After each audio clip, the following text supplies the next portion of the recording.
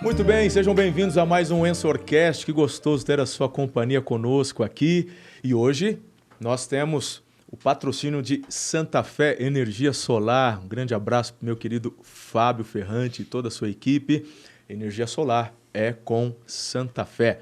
Inclusive na igreja foram eles que fizeram, né? Ali no estacionamento, pensa num trabalho top. Fica até um showroom para o pessoal. Quem quiser conhecer, vai lá no estacionamento da igreja. Trabalho de primeira.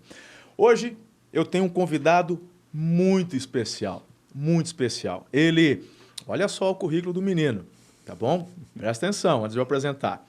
Ele é casado com a Ellen, tem 2 filhos, a Maria Clara e o caçula Pedro, mas ele começou no Senado Federal, no ano de 87, como analista legislativo. E depois, logo no ano de 91, passou no concurso, se tornou procurador.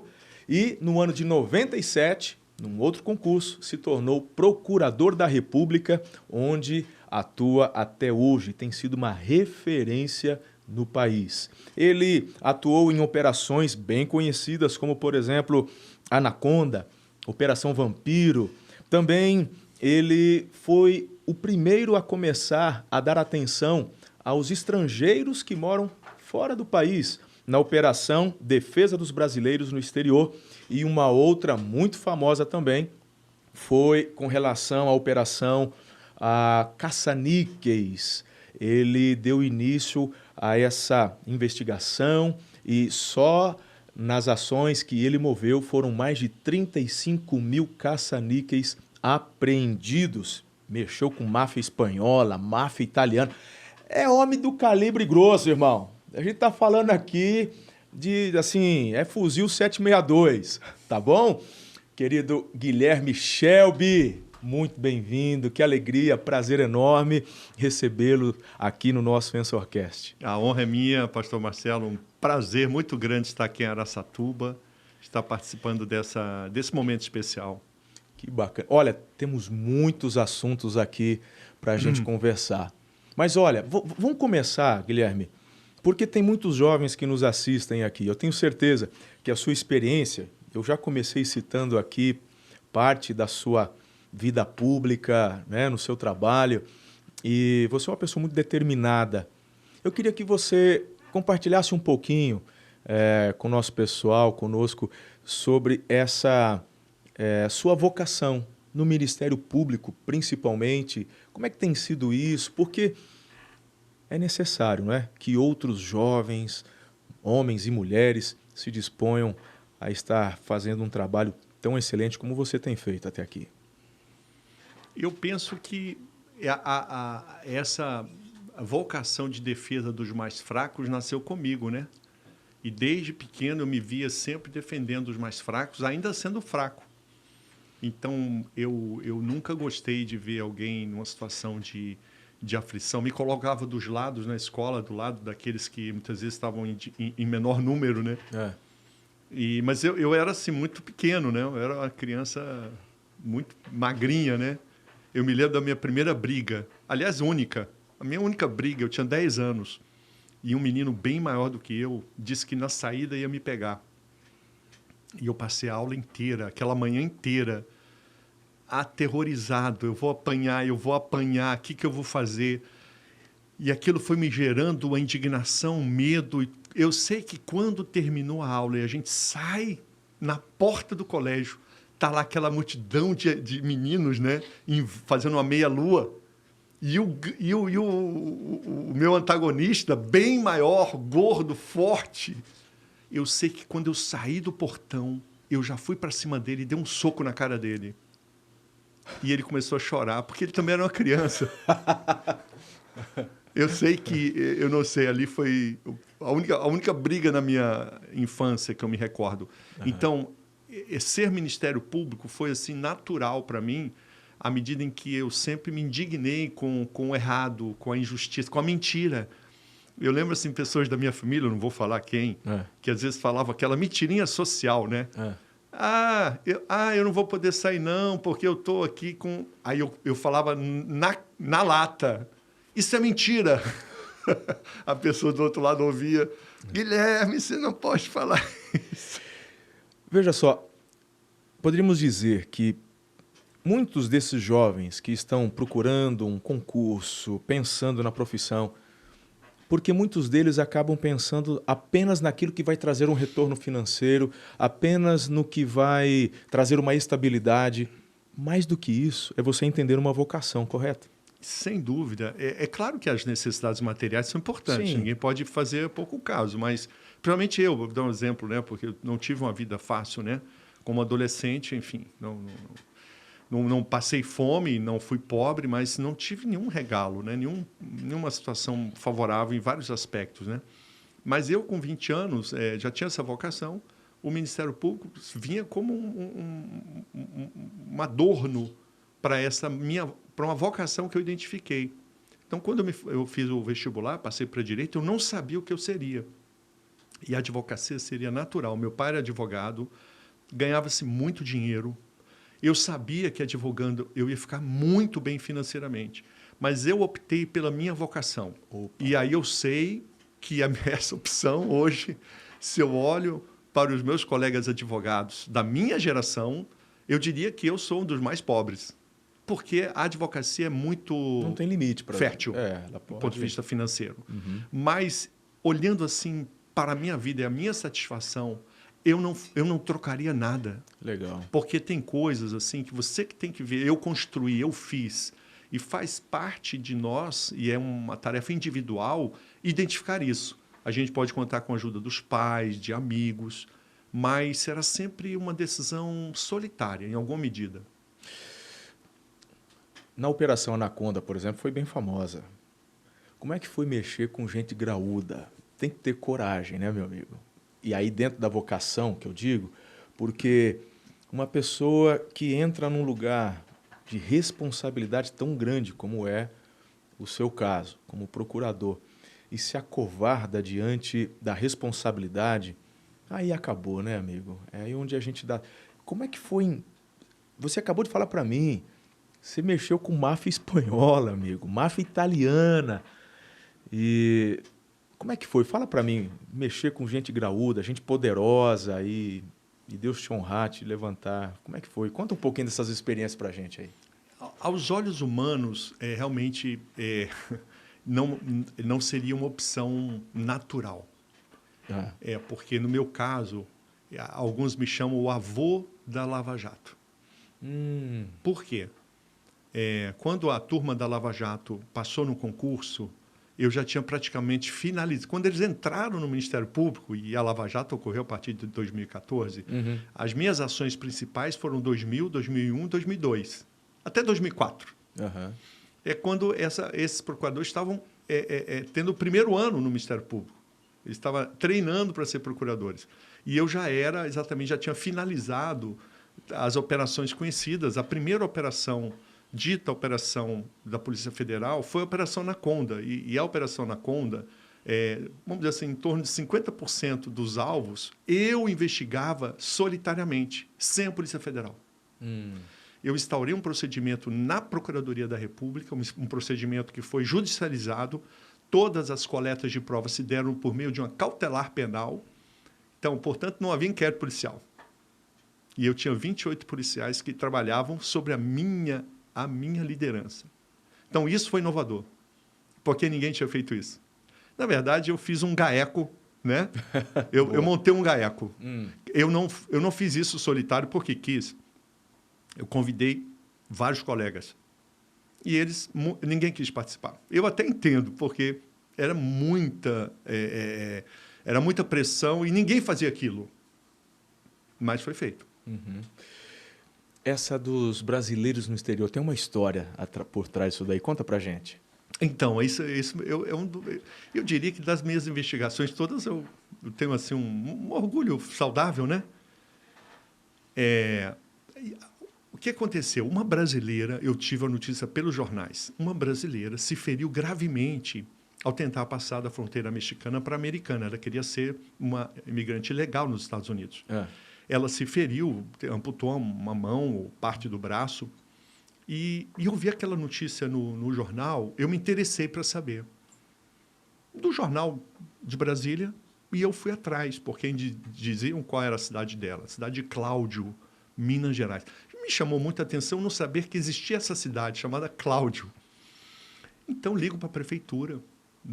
Essa pessoa era identificada e ela já havia retornado e ela não tinha telefone. Era uma moradora de zona rural. Quando, dias depois, eu consigo falar com essa brasileira que se feriu na fronteira do México com os Estados Unidos, aí eu me levo um susto, porque ela mal sabia falar o português. Era uma pessoa analfabeta, com nenhuma formação, e aí eu me assustei. O que uma mulher dessa vai fazer nos Estados Unidos? Principalmente como ela chegou no México. Exato. E aí eu instaurei um procedimento com base nesse fato concreto, um procedimento de investigação na Procuradoria da República em Brasília, sobre a minha coordenação, e comecei a colher provas, a fazer investigações preliminares. Resumindo a história, acabamos, e aí esse que é o interessante da função do procurador, do Ministério Público, né? Nós não somos apenas os que propõem ações judiciais, judicializam, nós também podemos fazer ações de coordenação, de consensuais, nós podemos propor ações, até políticas públicas, por meio de ações conjuntas com outros agentes públicos, né? e privados, não governamentais. No caso específico, o que me trouxe imediatamente a atenção foi a ausência completa de políticas públicas do governo brasileiro em prol de milhões de brasileiros residentes no exterior. Não há nada.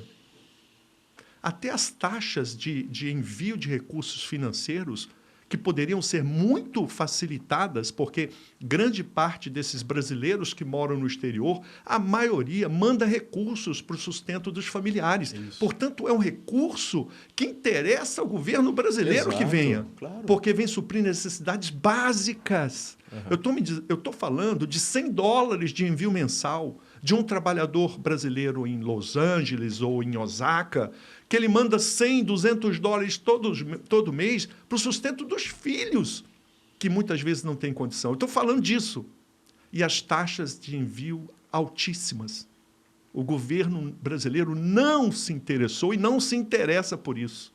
Quero dizer que essa é uma pauta hoje totalmente atual. Está em aberto, né? Totalmente atual. Aí, Paulo Guedes.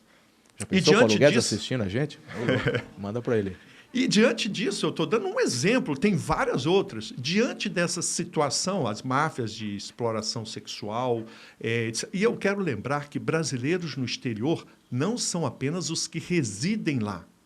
Eu quero que qualquer um de nós, quando viaja para o exterior, e ainda que por 1, 2, 3 semanas fique fora, sob a jurisdição de outro Estado, é um brasileiro no exterior. Nós podemos estar sujeitos a violações de direitos, igual um residente. Portanto, a população de brasileiros no exterior, por isso que o projeto não é brasileiros residentes no exterior, é a defesa dos brasileiros no exterior, que envolve não só quem reside, como aqueles que estão temporariamente. Eu estou falando de uma população em torno de 15 a 20 milhões de pessoas. Uau, é gente. Se pegar, porque a gente não pega só o turista para a Europa, Estados Unidos, pega também a fronteira do Paraguai. Quantos? Repete, não? 15 a 20 milhões. Dá quase 7% da população brasileira. Eu acho que é o 5º estado do Brasil, ou 4º. Meu pai, olha. Nós estamos falando, porque eu estou colocando essa população fluida, Rio Grande do Sul, Paraná, Santa Catarina, que está ali com o Paraguai, com a Argentina, com o Uruguai, há um fluxo muito grande. E ali há demandas específicas, não só para os brasileiros em geral, como em defesa das crianças e das mulheres. E o meu alvo é sempre o hipossuficiente. Mas olha o raciocínio, Guilherme, você está completamente coberto de razão, porque, vamos supor, eu quando morava em Tupã, eu vi muito dos japoneses, né, dos descendentes japoneses, indo para o Japão para ganhar em dólar e tal. Esse dinheiro que é enviado para cá, ele gera impostos no Brasil. Se ele não fosse taxado de nada para o envio, o gasto dele aqui vai produzir riqueza. É uma questão de coerência. Se não tivesse taxa nenhuma, talvez o envio seria muito maior. Rapaz, é uma questão... Não, você está tirando o dinheiro de crianças.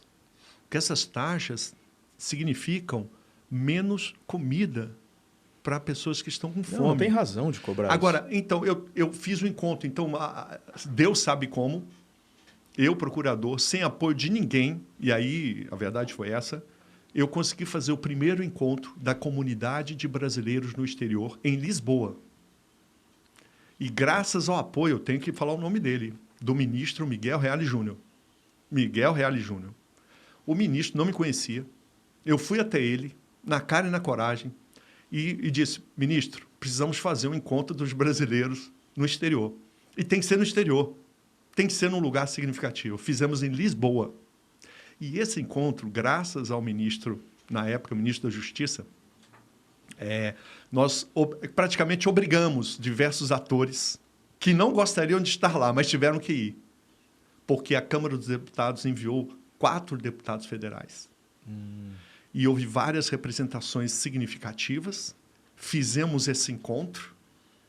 Foi extraordinário. Escrevemos uma carta com propostas e eu fui uma mão firme no evento. Contamos com a presença de políticos históricos do Brasil, Valdir Pires, o ex-governador da Bahia, estava lá como deputado federal. E a minha mão firme foi qual? Não fazermos petições abstratas de direitos. Eu queria dar comida a quem tem fome, dar ações concretas e práticas. Então, se você pegar a Carta de Lisboa, você vai ver dezenas de propostas extraordinariamente atuais que foram produzidas há mais de 20 anos atrás. Uau.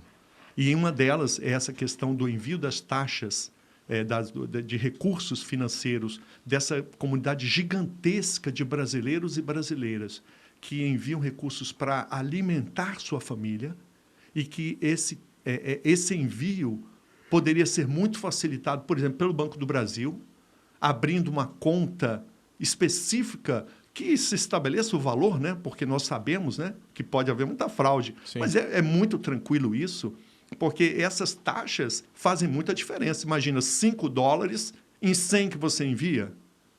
Então, eu estou dando um exemplo, mas várias outras questões que poderiam ser alvo, e eu creio que nós podemos fazer a diferença ainda. Então, fica aqui a dica, não, né? A ideia é ótima, não? Rapaz, eu tenho aqui... Guilherme é um autor de vários livros, mas eu tenho 2 que são especiais. Quero mostrar o primeiro aqui para vocês. Conselhos de um Procurador da República, O Poder do Silêncio e da Paciência. Lá na Bookstore você já encontra esse livro. E esse que todo mundo... Aliás, os 2 são excelentes, mas esse aqui é quase que um guia para você ter na bolsa. Querem calar a Igreja Cristã, a Revolução Sexual Global. Vamos conversar um pouquinho sobre isso? Claro. Vamos entrar um pouco nesse assunto. Por quê? Porque o Guilherme acabou se tornando um dos maiores defensores da criança e do adolescente com relação a abusos sexuais. Como que começou isso, Guilherme? Depois de tantas operações aqui, mas você começou a voltar sua atenção e hoje é uma referência no país com relação a isso. Quando começou? E depois eu quero que a gente mergulhe um pouco nessas instruções aqui. É interessante a sua pergunta.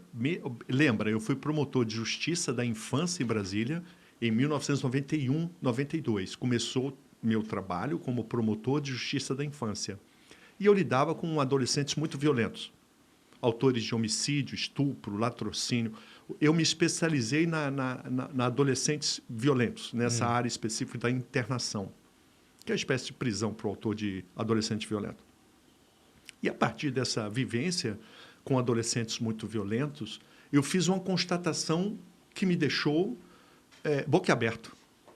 Aqueles adolescentes violentos que mataram, que estupraram, quando crianças, foram vítimas de abusos inimagináveis. As pessoas dão do que têm, do que Só receberam. que eu vi os relatos detalhados disso. Nada justificou ou justificaria o que eles fizeram. Claro. Mas, imediatamente, eu vi que aquelas torturas, violências sexuais e físicas que eles sofreram na infância, explicava em grande medida os adolescentes e adultos violentos que se tornaram. Então, imediatamente, minha atenção voltou-se para a proteção da criança. E aí começa em 92, meu trabalho junto a igrejas, escolas, comunidades. E eu até lembro, e isso não parou mais, de 92 até hoje. Você não vai acreditar. Um dos eventos mais traumáticos da minha vida foi o famoso escândalo do painel do Senado. Você teve Vamos uma fugir. atuação, foi. O escândalo do painel do Senado, vocês lembram? Foi um evento em que o ex-presidente do Senado, você imagina, o presidente do Senado Federal vai ao meu gabinete, Antônio Carlos Magalhães. Ele vai ao meu gabinete para falar comigo. ACM.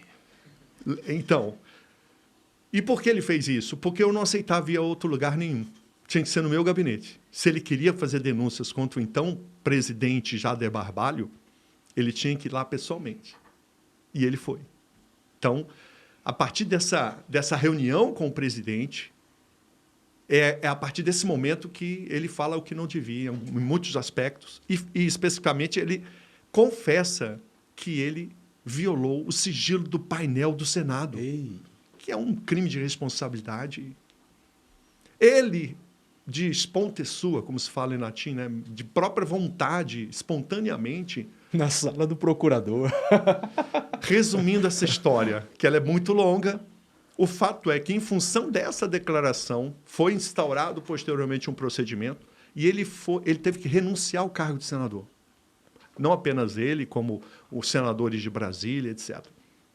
Então, nesses dias todos... Renunciaram para não serem caçados, né? Para não serem caçados. Para não perder... A prova... Durante todo esse processo de meses do escândalo do painel do Senado, em que eu estava no olho do furacão, eu me lembro até hoje, a chamada do Jornal Nacional. Eu não sei se era o Bonner, talvez fosse o Bonner já. E eu via a imagem, aquelas filmagens assim várias televisões, né?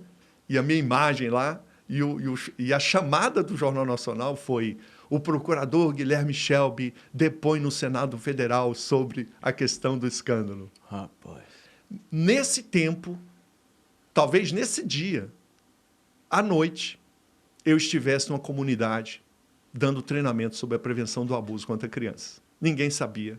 Mas, ao mesmo tempo que eu exercia minhas funções de procurador, eu encontrava tempo numa sexta-noite, num sábado, para ir treinar pessoas a proteger crianças do abuso. Então, eu nunca cessei minha função de proteção das crianças nesses 32 anos. Sabe, com relação ao trabalho com crianças, é algo que queima muito no meu coração. Nós temos um trabalho muito bonito até aqui na cidade, projeto. Nós temos uma associação beneficente, chama BAC, e temos vários projetos desenvolvidos nesta associação. Projetos premiados pelo Itaú Unicef, o Itaú Social, Unicef. E uma das coisas que eu tenho dito é bem no seu pensamento, porque quando você enxerga o que está acontecendo aqui de ruim, você pode tentar atenuar o que está acontecendo, mas se nada for feito na base, esse problema vai continuar. Então, se você trabalha na base, ou seja, com as crianças, insere anticorpos nelas. Então, você prepara, talvez não todas, mas, uau, quantas vão ser impactadas, transformadas. E a gente tem visto o nosso trabalho social, nós começamos, olha que lindo isso, quando nós começamos, era no bairro mais pobre de Araçatuba. Não tinha esgoto, não tinha asfalto, e a gente foi investindo, fazendo. Hoje a região já se tornou uma região próspera. Lá era local de tráfico, era local de prostituição. Hoje já é uma área de investimento, porque já tem asfalto, está tudo bonito, está crescendo. E as crianças que vão passando por ali, que vão recebendo todos os dias o acompanhamento, é incrível ver o crescimento delas. E a questão é justamente essa, de você mirar no futuro delas, dizendo, vocês podem chegar lá, podem ser algo assim que vai cooperar com a sociedade, fazer algo lindo, viver algo especial. Então, esse seu trabalho, Guilherme, ele é fundamental. E nós queremos, de uma forma muito assim produtiva e assim forte, ser um braço estendido desse seu trabalho aqui em Araçatuba e na região. Eu queria que você conversasse um pouco conosco, porque eu acho que é importante entendermos o conceito geral, global, do que tem acontecido por meio do progressismo, por meio das militâncias, dos pensamentos de esquerda, do socialismo, do marxismo. Muito disso tem a ver com essa propagação e gerado muitas vezes a fragilidade que leva ao abuso de uma criança e etc. Conversa, você é o pós-doc no assunto, ajuda a gente nisso aí. Olha, vamos lembrar aqui, recente, uma cozinheira argentina que numa live ela se refere a alguns eleitores de candidato. Perfeito. E ela se refere a eles como palavrões até, né? Mas ela fala uma coisa interessante, é o fantasma do socialismo, o fantasma do comunismo. Ou ela se refere ao comunismo como se fosse uma coisa que não existisse mais. E é isso que o socialista faz. Ele diz que não tem mais isso de direita e esquerda. O socialista, ele diz que não existe mais esse socialismo. Porque eles são assim, eles negam até a sua existência, sendo socialistas. Então, o socialismo mudou. Na sua origem, o socialismo ele era bem claro. Matem os burgueses, essa é a expressão. Sim. Aniquilem sua burguesia. Karl Marx fala, assim como Hitler propunha aniquilar uma classe inteira de pessoas, os judeus. No Mein Kampf, Hitler propõe a aniquilação, a morte, a execução sumária dos judeus. O Manifesto Comunista, da mesma forma, propõe a aniquilação de uma classe inteira de pessoas. Quem? Os burgueses. E Karl Marx diz, é necessário que a classe trabalhadora aniquile, a palavra que ele usa, a sua burguesia. Aniquilar é botar no paredão, matar, é isso? Extermínio, genocídio. Isso aconteceu muito, não é? Todas as revoluções socialistas praticaram genocídio contra as classes burguesas. Se o cidadão possuía uma propriedade significativa, ou ele fugia ou era morto, ou ia ser escravizado. Muito bem. Então, essa proposta é original do socialismo. E a proposta original do socialismo era exatamente que a classe trabalhadora se unisse e, pela força das armas, depusesse a burguesia e assumisse o domínio da nação. Era assim. Só que o socialismo não deu certo. Esse jeito de pensar a revolução falhou. A União Soviética faliu.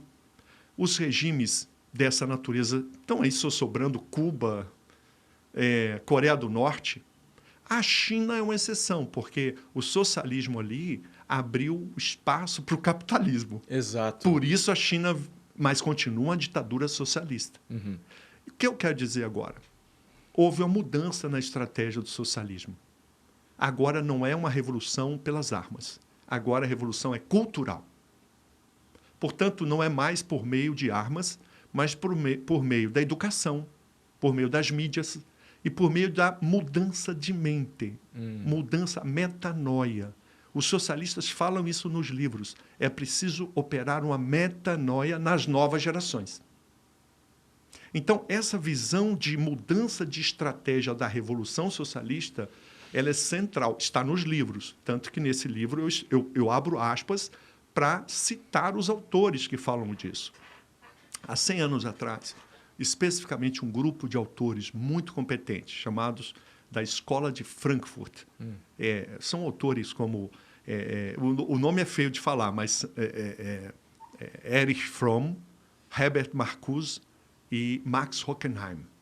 Esses autores, filósofos alemães, cada um na sua área, um filósofo, outro mais na sociologia, outro mais da antropologia, eles escreveram um livro muito peculiar, há 100 anos atrás. Chama-se Estudos sobre Autoridade e Família. Olha que interessante. Há 100 anos atrás, Os socialistas, conscientes, atenção, do fracasso da Revolução, embora recém-proclamada a Revolução Russa de 1917, 10 anos depois, esses alemães socialistas, eles já percebem que a revolução pelas armas é limitada. A revolução tem que ser pelas mentes. Tem que mudar a forma de pensar. E eles escrevem um texto exatamente para mostrar como a família é o alvo central da ação revolucionária pela Revolução Socialista Cultural. Atenção, é a família o alvo. É bom lembrar que Marx escreve no Manifesto Comunista: destruir a família é um alvo do socialismo. Uma das colunas. É uma das colunas. Isso, ele fala destruir a família. Coluna. Isso em 1848. É a data do Manifesto Comunista. Então, a destruição da família monogâmica. Por isso que a gente vê tanto hoje em dia o quê? O patriarcado para cá, o patriarcado para lá. E a ideia de destruir a família está lá no sistema operacional do socialismo. Aliás, não só a família. Destruir e proibir as religiões e a moral. Karl Marx também é categórico contra as religiões. Não existe socialismo que aceite a religião. É do sistema operacional do socialismo. No início pode até aceitar, mas é da essência dele abolir as religiões, porque isso é expresso no Manifesto Comunista e nos livros posteriormente. Mas voltando ao estudo sobre autoridade de família, nesse livro, os alemães da Escola de Frankfurt, eles se debruçam sobre a importância da família e como a família resistiu.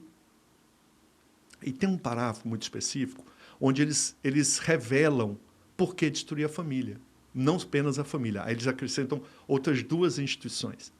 Em um trecho desse estudo, eles verificam o seguinte, que as crianças, a noção de autoridade nas crianças é formada em 3 instâncias: família, escola e igreja.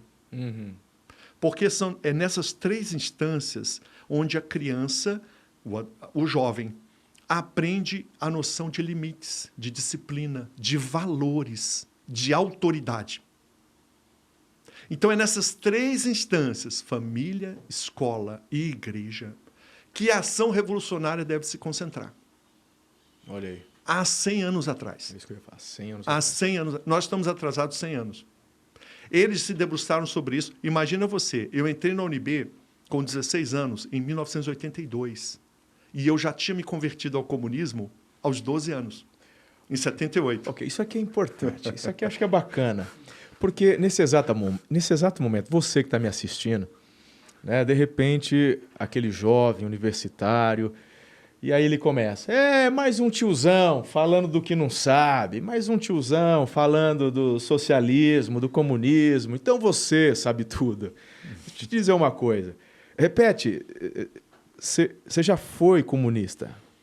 Eu me converti ao comunismo aos 12 anos. Olha a expressão, eu me converti. É uma conversão. Eles falam que não pode religião, mas eles são uma religião. É uma religião humanista. Eu tenho um pastor amigo de Jundiaí, eu quero trazê-lo aqui, inclusive, para falar com os jovens e, quem sabe, até gravar um podcast com ele. E ele falou que ele foi arregimentado para o comunismo nessa fase, 15, 16 anos. E assim, eles eram todos levados, quando sexta-feira terminava as aulas, eles eram levados para uma casa, que é o quartel-general deles. Nessa casa, ela é toda equipada. Tem uma música tocando 24 horas lá, que são as músicas do comunismo, as músicas que tocava lá na época do... E ali, eles assistiam todos os filmes, ouviam palestras, eles ficavam lá de sexta a domingo. Só saía de lá para voltar para a escola depois, ali na segunda-feira. E lá, nestes finais de semana, eles iam trabalhando e vendo em qual área a pessoa iria se dedicar. Ou se na pedagogia para ser um professor, ou se na vida militar, tanto que ele se tornou, acho que um tenente, a área dele foi para a aeronáutica, ou marinha, o outro se na política, o outro na área artística, e desta forma eles iam trabalhando justamente essas estratégias. Você passou por isso daí? Tinha esse tipo de coisa? Meu parecida? caso foi mais familiar. Meu pai é comunista até hoje, aos 91 anos. Jesus, vamos orar. E ele tinha livros e mais livros. E eu gostava de ler. E eu lembro até hoje, quando eu lia o livro A História do Socialismo, um livro de 500 páginas, quando eu li aquele livro, Aliás, tinha muita Bíblia lá, muito versículo bíblico, viu? Quando eu li aquele livro, eu me autoproclamei comunista. E lia muito, né? E, portanto, quando entro na UNB em 82, aos 16 anos, o meu professor era egresso da Alemanha. Ele havia estudado com Marcuse. A Marcuse era vivo. Não sei se Marcuse era vivo em 82, mas eles tinham estudado nos anos 70. Uhum. O que acontece? Ali eu já me deparo com o marxismo cultural, ou socialismo cultural. Porque as estratégias... Em 82. E ali já se falava abertamente como destruir a família. Rasgado já. Não, já era já tinha estratégia, agora é desenvolver a tática. E vou te falar, e o que era dito nas igrejas nesse tempo sobre isso? Nada. Lembra que foi 100 anos atrás o texto, né? A coisa já estava... Já estava quente. E aí, veja só, o que acontecia?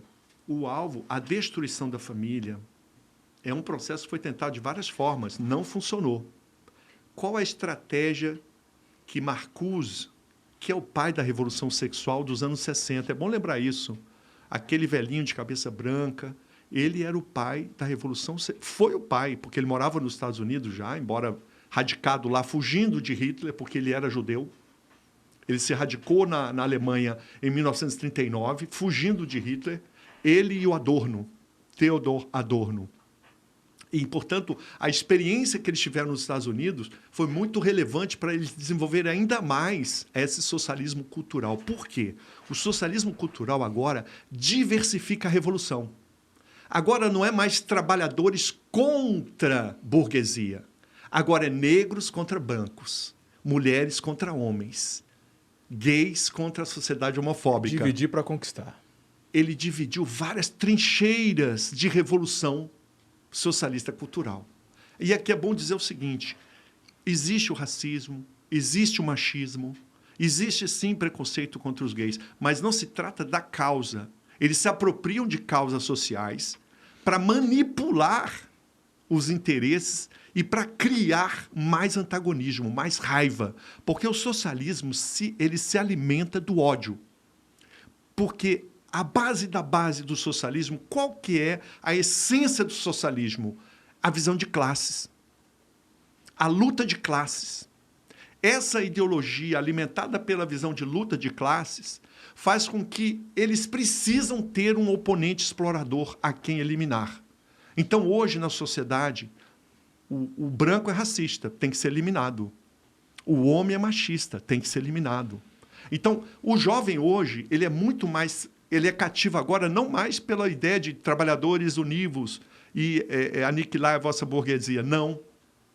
Agora ele é levado a mulher a ter ódio do homem. As meninas, nas universidades ou escolas, são levadas a ter ódio dos homens, porque os homens são abusadores, violência doméstica. Os negros são incitados a odiar os brancos. Veja, não é o branco racista. Tem até uma música, olha onde nós chegamos. Fogo nos racistas. Quem é racista? É o branco. Você imagina, quem é branco começa a se sentir racista. Porque a luta de classes coloca em um grupo inteiro de pessoas a culpa. Então, o que nós estamos vivendo hoje é uma lavagem cerebral, porque... agora eu vou te dar um antídoto, tá? Se eu falei aqui do veneno, vamos lá. Quem estupra as mulheres negras? O perfil do estuprador da mulher negra, na maioria absoluta dos casos, é um homem negro. Começa a cair a ideia do homem branco mau. O homem negro também pode ser mau. Quem pratica violência doméstica contra as mulheres até 18 anos de idade? O maior agressor de mulheres, autor de violência doméstica contra mulheres até 18 anos, é outra mulher. A mulher também pode praticar violências contra a mulher e pratica muito. Aí a narrativa vai caindo. Aí você começa pelos fatos, eu estou me referindo a documentos oficiais de pesquisa de violência doméstica e de violência sexual, estupro contra mulheres negras. Essa pesquisa, para quem quiser analisar, eu tomo aqui como referencial o mapa da violência 2015-2018, que você pode chegar lá e verificar. E eu tomo como referencial uma pesquisa, que eu não tenho aqui agora a base, é importante a gente dar os fundamentos do que fala, uma pesquisa sobre estupro de mulheres negras no Rio de Janeiro. 66% dos autores eram negros e pardos. Portanto, homens ou mulheres, brancos ou negros, gays ou não gays, podem ser violentos ou não. A ideia de luta de classes quer colocar isso debaixo do tapete. Tanto que quando a gente fala de violência doméstica, imediatamente você pensa num homem agressivo. Quando, na verdade, agora em termos absolutos, 1/3 da violência doméstica é praticada por outra mulher. Não, eu vou te contar. E essa geração leite de soja... Você tem uns homens hoje que estão precisando assistir Top Gun. Vamos começar por aí, né? Assistir menos Marvel e assistir Top Gun, né? Rambo, né? Porque essa geração leite de soja... rapaz, tem que ter agora a delegacia, o Marinho da Penho, porque tem uns homens apanhando das mulheres, né? Tem esse negócio também, porque o homem está tão fragilzinho, né? E, sem dúvida, essa é a ideia sendo incutida, né? O camarada vai... Se acha, porque o mesmo jovem que está na universidade, a mulher ouvindo que o homem é opressor, ele fala, eu não quero ser o opressor, então você é um efeminado. Então eu vou ser mais... Agora, imagina um menino de 4 anos. Sou fanta. Um menino de 4 anos, de 6 anos. O que nós estamos observando é que nós não percebemos, mas essa estratégia funciona. Claro. Afeminar os meninos funciona. Está funcionando. E não adianta a gente fazer outra coisa. Por quê? As campanhas anti-bullying, por exemplo, elas, em grande medida, existe o bullying. Temos que combatê-lo. Então, uma das estratégias é fazer os meninos se tornarem meninas. Em que sentido? Porque qualquer um que vá a uma escola, em qualquer lugar do mundo, vai ver que os meninos têm muito mais atividade que as meninas. Não é por cultura, é por hormônios. Os meninos têm 10 vezes mais testosterona. Isso assim, para dar um elemento. Tanto que você vai a qualquer escola, em qualquer lugar do mundo, os meninos são mais ativos. Não são melhores, nem são piores. São diferentes. Meninos são meninos, meninas são meninas. O que está acontecendo? Nós estamos obrigando os meninos a não se defenderem. Exato. Eu estou falando agora aqui de uma coisa que está acontecendo nas escolas. Os professores estão proibindo os meninos de se defenderem. Eles têm que apanhar e falar com o professor. Vai. Não. Agora, isso não é um caso isolado. Por quê? A ideia é essa mesma. Nós não percebemos que o lugar da... Criar pessoas submissas, né, meu amigo? Submisso. Apanha e fica quieto. Para depois vir o ditador falar e você não reagir. Só que isso, Marcelo, é muito mais grave, porque nós já estamos completando talvez o 2º ciclo geracional. E esses perversos que fazem isso nas escolas não encontram oposição. Eles encontram postagens, eles encontram pessoas indignadas, mas não encontram oposição. Aí eu falo para os cristãos, né? Nós somos a geração que escreve cartas para Golias. Nós somos a geração que reclama de Golias. Nós somos a geração que faz postagens contra Golias, mas não combate Golias. Por quê? Há uma... eu não vou dizer a origem disso, mas o fato é que nós só falamos. Nós não desenvolvemos habilidades de tornar real, praticar, fazer aquilo que falamos.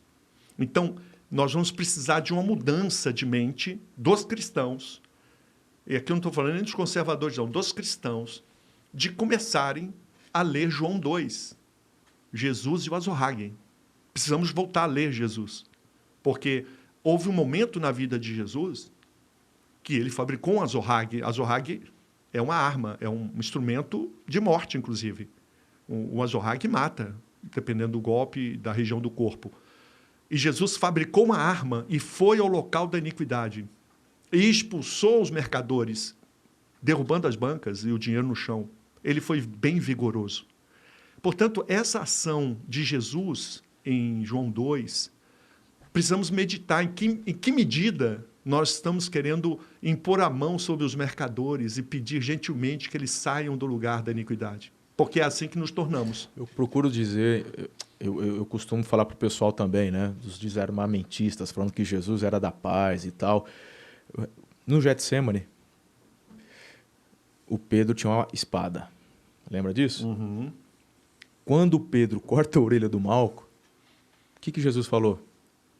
Ele não falou, joga a espada fora. Ele falou, põe tua espada na bainha.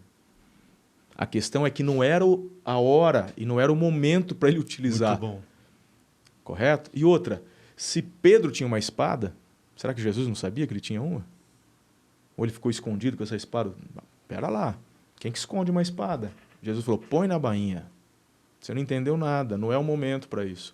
Então, essa ideia pacifista de que desarma todo mundo, meu irmão, tem tudo a ver com a ideologia socialista marxista para poder fazer o que você está falando. Ter menos resistência na hora de imprimir essa ditadura. Misericórdia. Meu amigo, é forte, hein? Agora vamos lá. Para a igreja, como é que a gente sai do falar do Golias, do postar contra o Golias, e como é que a gente pega uma funda, 3 pedras e vamos enfrentá-lo? Tem a ver com isso daqui. Fala um pouquinho para a gente. Sim, primeiro conhecer a calamidade. E isso talvez leve tempo. Porque um dos fatores importantes de conhecer a calamidade, portanto, o estado... Cidade a cidade. As cidades variam o estado da calamidade. Tem cidades que estão preservadas, tem cidades que o sistema de educação público ou particular está bem comprometido. Eu estou falando de escolas porque é o lugar onde os perversos escolheram para realizar a metanoia. É no sistema de ensino. As crianças ficam lá de segunda a sexta, às vezes 8 horas por dia, vão dormir só em casa. Prefeitos dizem para mim, Dr. Shelby, quem cria as crianças não é mais a família, é a prefeitura. Porque eles deixam... O prefeito narra para mim, eles deixam o filho às 7 da manhã e vão pegar às 5 da tarde. E essa é a realidade. De cristãos e não cristãos. Então, o que nós precisamos agora? Tomar conhecimento dessa estratégia perversa e ilegal. Aqui vem um detalhe. As ações que eles estão praticando no âmbito das escolas, abra-se um parênteses, não são todos os professores. É uma minoria ainda de professores, uma minoria muito atuante, que cresce a cada dia, porque quem se aposenta são os professores bons. E os que entram do ativismo das faculdades, esses já entram achando que masturbar aluno é um direito do aluno. Estou falando real, eu não estou dando um exemplo. Não. Isso é real. Meu Deus. Agora, para nós enfrentarmos isso, nós vamos precisar de cidadãos. Não estou falando nem para os cristãos apenas, estou falando para as pessoas de bem. E eu tenho certeza que entre as pessoas de bem que estão me ouvindo aqui, existem gays, lésbicas, travestis que não aceitam abusar das crianças. E essas pessoas do bem têm que conhecer as leis. O primeiro passo, conhecer a calamidade, depois conhecer as leis, porque as leis serão um instrumento. Na verdade, quando a gente fala em azorrague, em espada aqui, vamos voltar para a realidade atual, o que era na Bíblia, espada, pedras de Davi, hoje são as leis. Uhum. As armas que nós temos hoje, as famílias, os professores do bem, as lideranças cristãs, as armas que nós temos para enfrentar Golias são as leis. As leis estão ao nosso lado, só que nós não sabemos. Então, o conhecimento das leis será um passo importante. Agora, o terceiro passo, ter uma condução.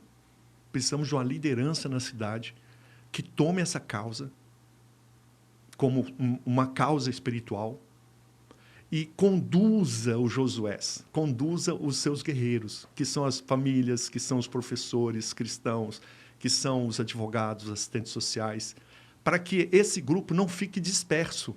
Porque o que nós observamos é que quando não há uma liderança na cidade, aquela causa dura pouco, porque rapidamente as pessoas se dispersam e o inimigo, que é um punhado, domina a maioria. Começa por aqui. Começa por aqui. Quando ele diz conhecer a arma, que são as leis, esse livrinho aqui vai te ajudar demais. Aqui o Dr. Guilherme, ele vai falar sobre a questão no capítulo 1, erotizar crianças é uma estratégia política, depois sobre ideologia de gênero, a manipulação dos gays pelo movimento LGBT, É preciso destruir a família, que é a visão de Karl Marx. Depois, apoio da ONU à prática sexual com crianças. A mentalidade socialista, que é o progressismo moderno hoje. E como enfrentar os ativistas sexuais. Tudo isso aqui é um conhecimento prático, rápido, de princípios, de leis. E conhecendo isso, te ajuda nessa questão para combater. Tá bom?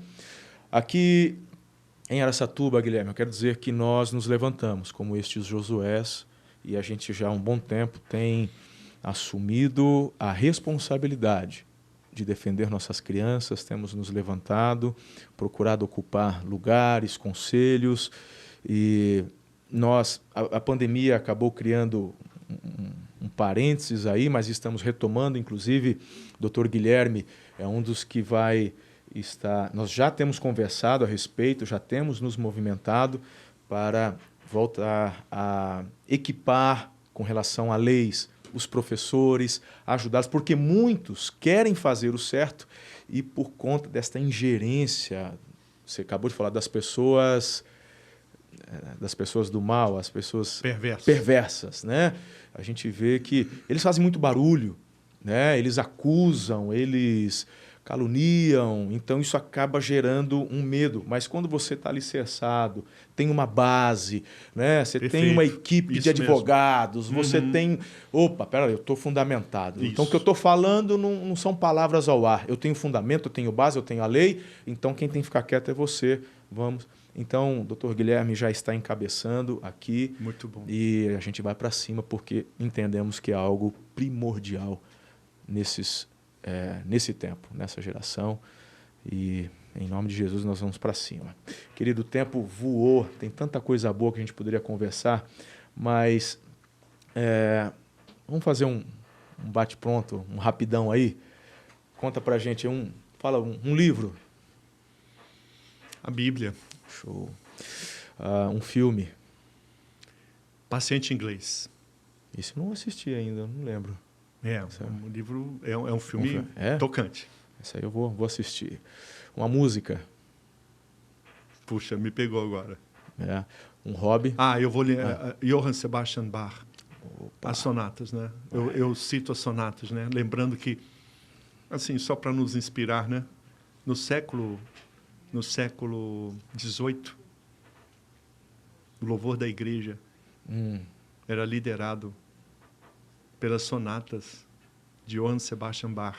Que tal a gente tentar voltar a esse lugar onde caímos? Tivemos um concerto no último Teópolis, lá em Brasília.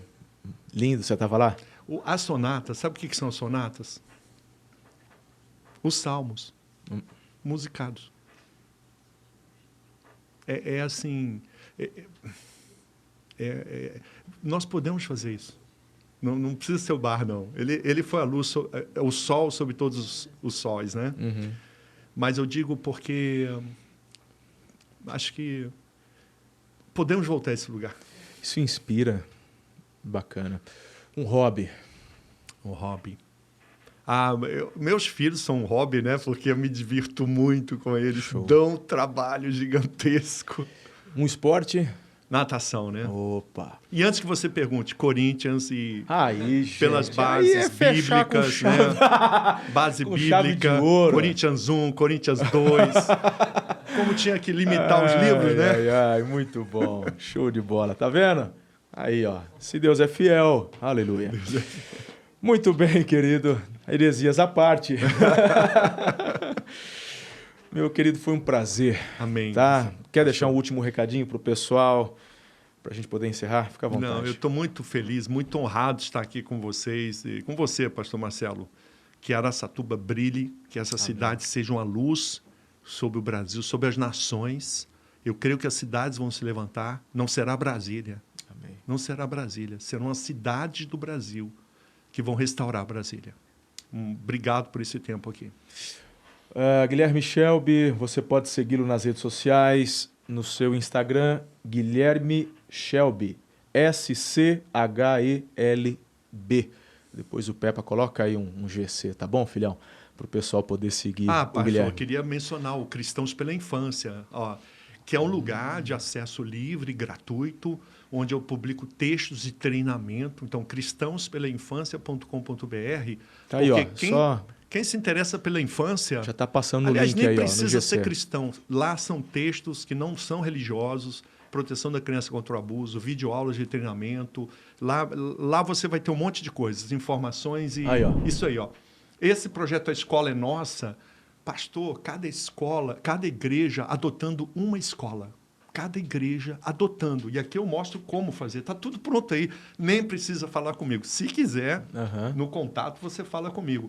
Esse projeto aqui é o projeto SAMU, onde as igrejas que veem no amor ao próximo e espiritualidade vão cuidar das escolas, dos professores, dos alunos, numa ação que eu treino as lideranças da cidade.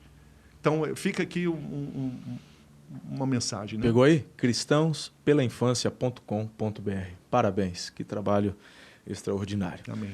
Deus abençoe sua vida. Queridos, muito obrigado pela sua atenção. Olha, curta aí, compartilhe, ative a notificação, que é o sininho, tá bom? E eu tenho certeza que uma palestra como essa vai inspirar e abençoar muitas pessoas. Manda lá no grupo da família, dos amigos.